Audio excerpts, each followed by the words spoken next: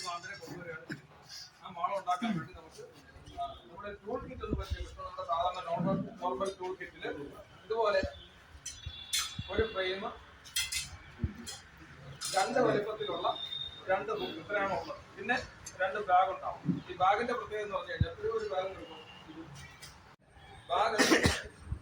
ബാഗിന്റെ ഒരു മൂല ക്ലോസ് ചെയ്ത് സ്റ്റിച്ച് ചെയ്തിട്ടുണ്ട്. അപ്പൊ പാമ്പ് ബാഗിനകത്ത് ഉള്ളപ്പോഴും ഈ കളർ വ്യത്യാസമുള്ള ഈ മൂലയിൽ നമുക്ക് പിടിക്കാം. അതല്ലാതെ വേറെ ഏതെങ്കിലും ഭാഗത്ത് നമ്മൾ പിടിച്ചു കഴിഞ്ഞാൽ അകത്തുള്ള പാമ്പ് ആ ബാഗിലൂടെ തുണിയിലൂടെ നമ്മളെ അടിക്കാൻ സാധ്യതയുണ്ട്.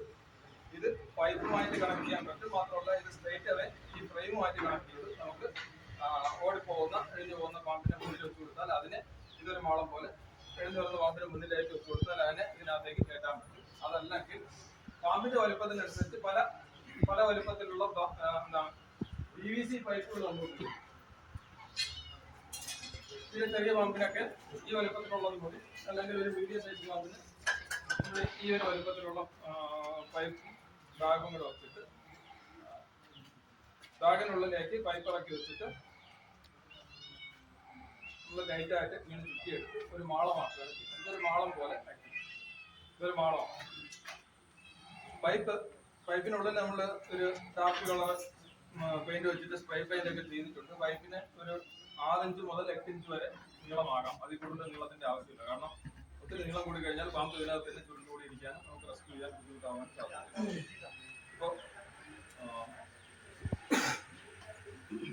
പൈപ്പും ബാഗും കൂടെ വെച്ചിട്ട് നമ്മൾ ഈ ഹോൾ ആക്കി കഴിഞ്ഞു കഴിഞ്ഞാൽ പാമ്പുകൾ സാധാരണ ഇഴയാൻ പ്രിഫർ ചെയ്യുന്നത് ഓപ്പൺ ആയിട്ടുള്ള ഏരിയയേക്കാൾ ഉപരി ഈ ബിൽഡിങ്ങിന്റെ കോർണറുകൾ പോലുള്ള സ്ഥലങ്ങളാണ്. എഡ്ജസ്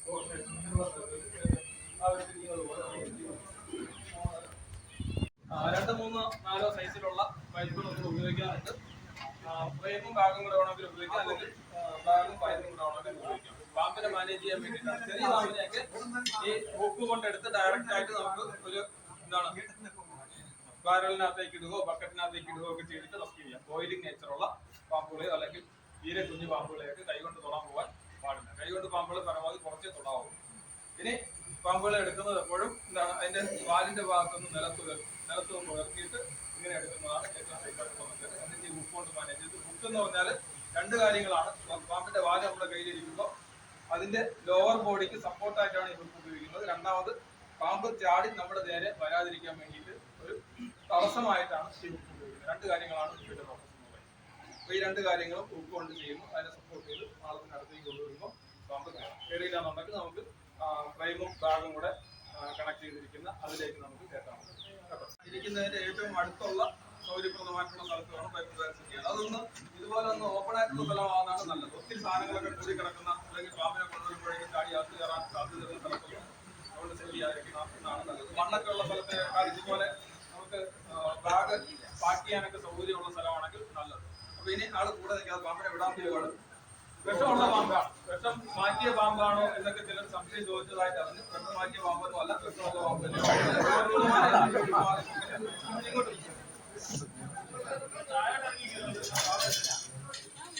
പാമ്പിന്റെ വാല് ഭാഗം അല്പം ഉയർത്തിയിട്ട് മുകളിൽ നിന്ന് എടുക്കുക. പാമ്പിനെ മുറുക്കി പിടിക്കേണ്ട കാര്യമില്ല.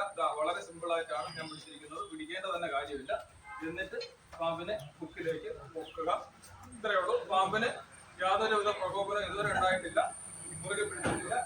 ഇനി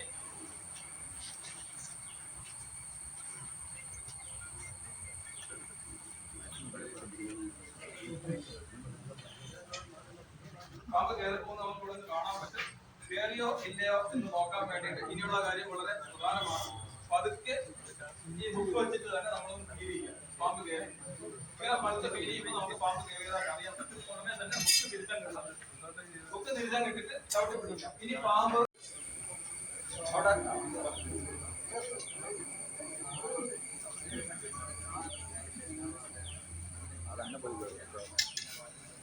ഒത്തിരി ഫ്രണ്ടിൽ ഹുക്കിടണ്ട, പുറകിൽ ഹുക്കിട്ട് വാല് നിലത്തുനിന്ന് പൊക്കിയിട്ട് എടുക്കാം. നിലത്ത് കിടക്കുന്ന വാല് എടുക്കുന്ന റിസ്ക്കാണ്. വിട്ടൊക്കെ കൊള്ളാം. ഓക്കെ, പിന്നെ വാല് നിലത്തുനിന്ന് ഉയർത്തിയിട്ട് വേണം എടുക്കാം. വിട്ടോ ഇനിയൊക്കെ പൊക്കോളും.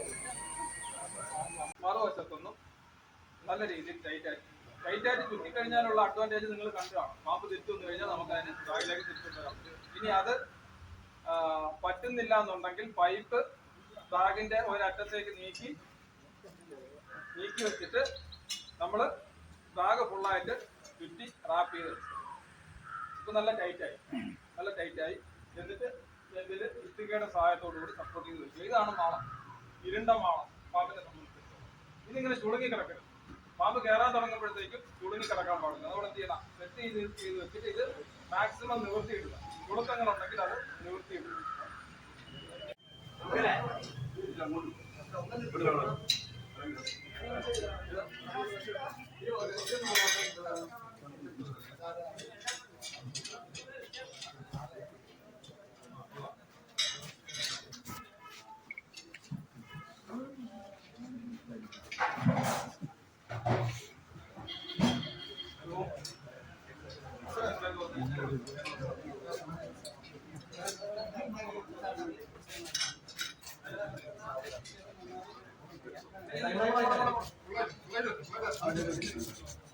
തലയുടെ തൊട്ടടുത്തൊന്ന് വാരി പിടിക്കുന്നത്.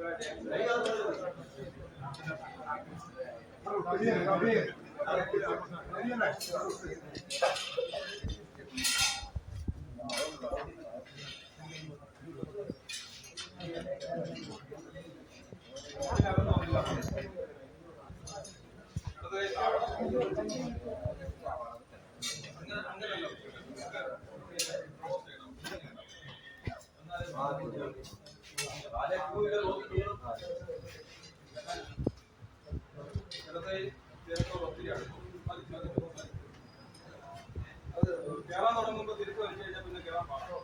ഇടതകൈ താഴ്ത്തിക്കൊണ്ട് ഇടതകൈ ദേഹത്തോട് ചേർന്ന്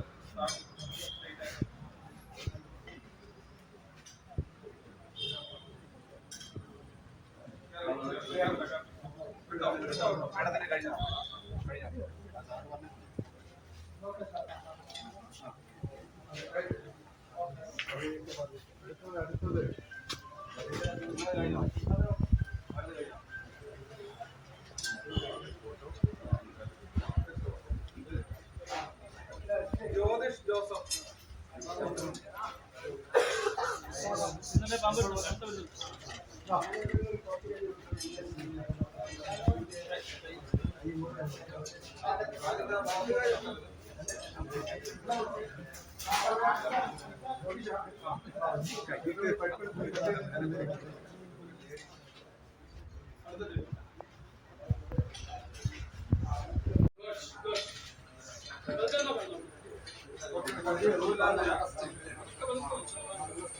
അനീഷ് ഒന്ന് മാറി കൊടുക്കും.